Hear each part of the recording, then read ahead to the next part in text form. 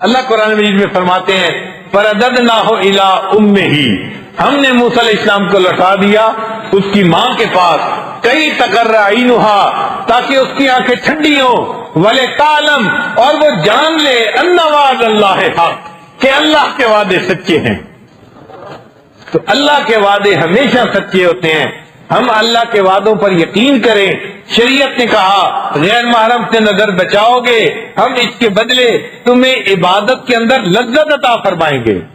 اب اس وعدے کے اوپر ہمیں یقین ہونا چاہیے، ہم اگر نگاہ کی حفاظت کریں گے اللہ تعالیٰ اس کے بدلے ہمیں عبادت کے اندر لذت عطا فرمائیں گے۔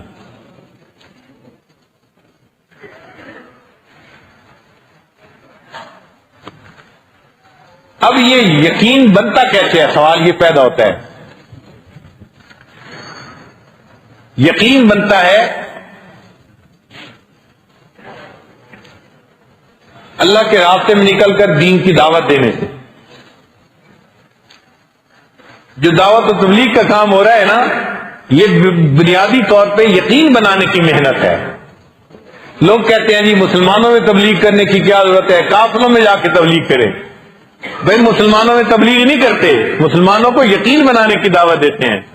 آج عملوں والے تو بہت نظر آتے ہیں، یقین والے تھوڑے ہیں، اور اللہ کی مدد عملوں والوں کے ساتھ نہیں ہوتی، یقین والوں کے ساتھ ہوتی ہے۔ اس لیے ہمیں دیکھنا ہے کہ ہماری سوسائٹی میں اللہ کے وعدوں پہ یقین رکھنے والے کتنے ہیں، اور اگر یقین نہیں بنا ہوا تو یقین بناؤ۔ اس لیے چلہ لگے، 3 چلے لگے، 1 سال لگے، جتنا مرضی وقت لگے، ہمیں اپنا یقین بنانے کے لیے اس راستے میں نکلنا چاہیے۔ اور ہم اپنی آنکھوں سے دیکھتے ہیں نوجوان جاتے ہیں بگڑے ہوئے ہوتے ہیں، 3 چلے لگا کے آتے ہیں اور واپسی پہ زندگی ان کی بدلی ہوئی ہوتی ہے۔ یقین بن جاتا ہے، اللہ عمل کرنا ان کے لیے آسان کر دیتے ہیں۔ اور دوسرا طریقہ ہے علم والوں کی صحبت اختیار کرنا۔ جو شخص علماء کی صحبت اختیار کرتا ہے تو علم کے نور کی وجہ سے اس کا بھی یقین بن جاتا ہے۔ ہمارے اسلاف پہ یقین علم کے نور سے بنا ہوا تھا۔ دارالعلوم دیوبند کی جب بنیاد رکھی گئی تو حضرت مولانا قاسم نانوتوی رحمۃ اللہ علیہ نے 8 اصول بنائے، ان کو کہتے ہیں اصول ہشتگانہ۔ 8 اصول بنوائے، لکھوائے انہوں نے۔ ان میں سے ایک اصول یہ تھا کہ اگر دارالعلوم کے لیے مستقل آمدنی کا کوئی ذریعہ پیش کرے گا ہم اس کو قبول نہیں کریں گے۔ یہ اصول بنا دیا۔ یعنی کوئی بندہ آ کے کہتا ہے جی دارالعلوم کے اخراجات ہیں، میں 1 مربع وقف کرتا ہوں اس کے لیے، جو مربع کی آمدنی ہوگی دارالعلوم میں لگے گی، تو فرمایا ہم ایسا مستقل آمدنی کا کوئی ذریعہ قبول ہی نہیں کریں گے۔ یہ اصول بنا دیا۔ فرق دیکھو کتنا ہے۔ ہم رو رہے ہوتے ہیں حضرت دعا کیجئے، میں نے مدرسہ بنایا ہے، اللہ کوئی مستقل ذریعہ بنا دے، یہ جو ہر وقت کی ٹینشن ہے اس سے جان چھوٹ جائے۔ ہمارے ایمان اتنے کمزور ہیں، ہم مستقل آمدنی کے ذریعے بننے کے لیے دعائیں مانگتے ہیں جی۔ اور ہمارے اکابر کے یقین اتنا تھا، فرمایا کہ اگر کوئی مستقل آمدنی کا ذریعہ پیش کرے گا ہم اس ذریعے کو قبول ہی نہیں کریں گے۔ جو مشورے میں لوگ تھے انہوں نے کہا جی کہ آپ نے یہ نقطہ کیوں لکھوایا ہے؟ فرمایا اس لیے کہ اگر ہم نے اس ذریعے کو قبول کیا نظر اللہ سے ہٹ جائے گی، ذریعے پہ آ جائے گی، اللہ کی مدد رک جائے گی، ہمیں ایسے آمدنی کا کوئی ذریعہ قبول نہیں کرنا۔ تو یقین بنا ہوا تھا اور علم کے نور سے بنا تھا۔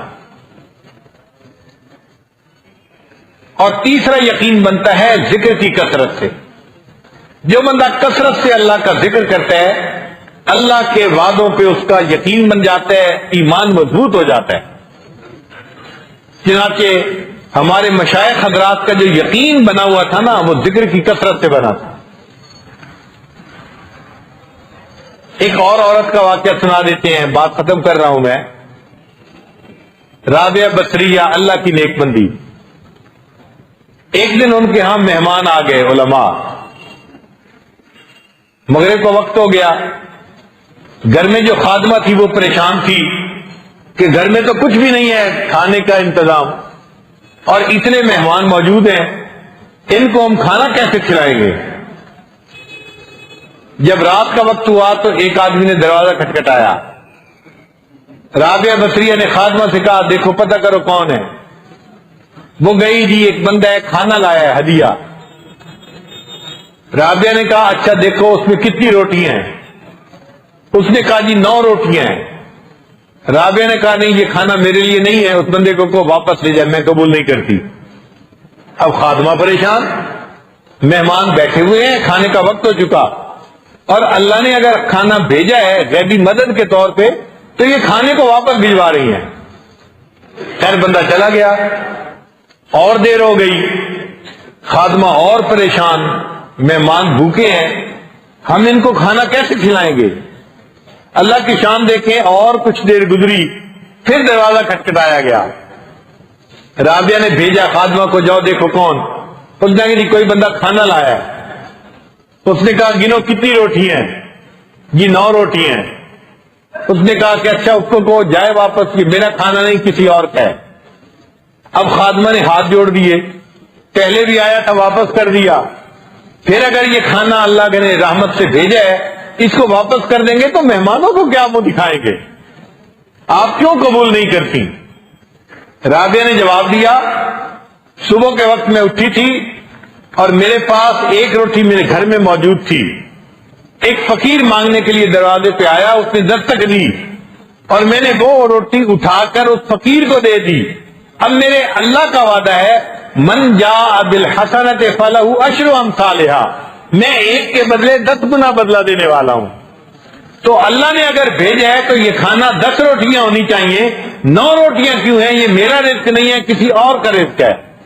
خادمہ نے معافی مانگی، آپ معاف کر دیں، روٹیاں 10 ہی تھیں، ایک میں اپنے حصے کے لیے رکھ رہی تھی، آپ کو 9 بتا رہی تھی۔ کہنے لگی اچھا اگر 10 ہیں تو یہ میرا رزق ہے، اللہ نے بھیجا ہے، مہمانوں کو کھانا کھلا دو۔ تو ذکر کی کثرت سے، علم کے نور سے اور دعوت و تبلیغ کی محنت سے یقین بنتا ہے۔ جو بندہ جس فیلڈ میں ہے وہ اپنا یقین بنائے تاکہ اللہ کی ذات پہ کامل یقین ہو، ہمارا شریعت و سنت کے مطابق زندگی کا معاملہ ہو اور اللہ کی مدد ہمارے ساتھ ہو جائے۔ یہ یقین والے 313 ہوں گے تو اللہ اپنی مدد اور نصرت ہمیں عطا فرما دیں گے۔ فضائے بدر پیدا کر، فرشتے تیری نصرت کو اتر سکتے ہیں گردوں سے قطار اندر قطار اپنی۔